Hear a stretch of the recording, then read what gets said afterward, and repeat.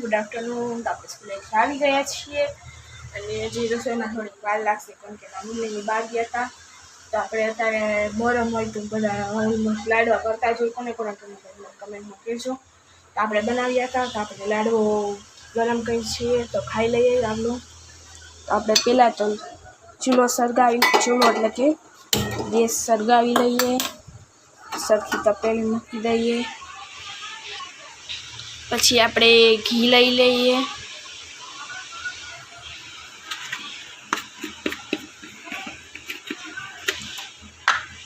બારે વરસાદ જેવું થઈ ગયું છે, વરસાદ ન આવે તો સારું. અને આપણે ઘીની ચમચી તો લઈએ જ.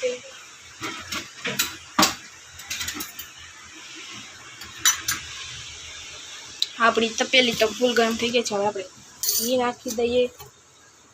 જેને જેટલું નાખવું હોય એટલું નાખીએ. આપણે થોડુંક નાખીશું, બહુ નહીં નાખીએ.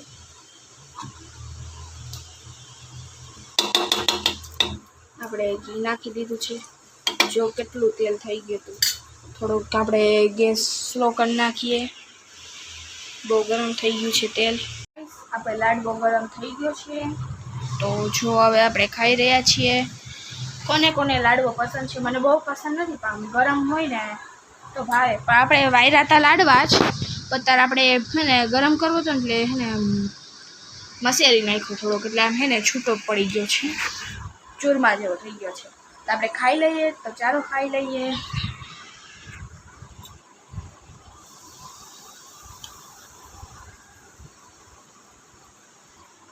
લાડવો તો મસ્ત બન્યો છે પણ થોડો ગરમ છે.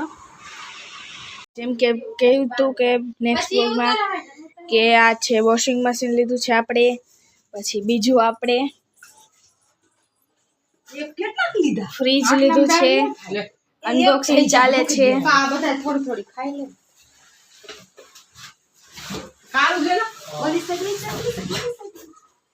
લે.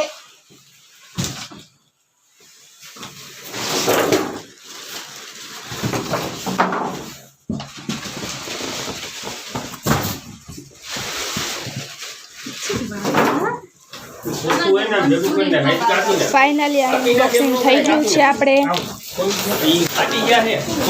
તો આપણે આવું લીધું છે.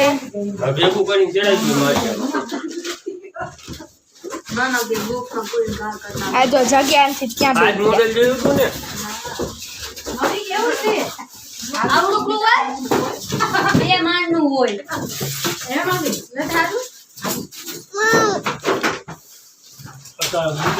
गरीबी में आटा मिला है।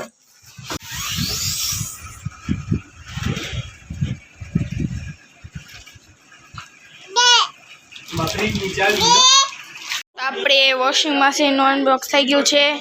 આપણે ગ્રે કલરનું છે. આપણે ફ્રીજનું પણ આખું થઈ ગયું છે અનબોક્સ.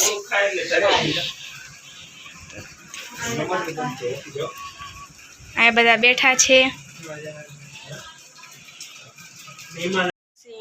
ફ્રીજને લઈ હતું અનબોક્સિંગ થઈ ગયું હતું. પછી બધા મહેમાન આવ્યા હતા અને પછી બધા ગયા છે. હવે તો આ મારો બ્લોગમાં એડ કરું છું. મારો બ્લોગ સારો લાગ્યો like share subscribe. Bye bye.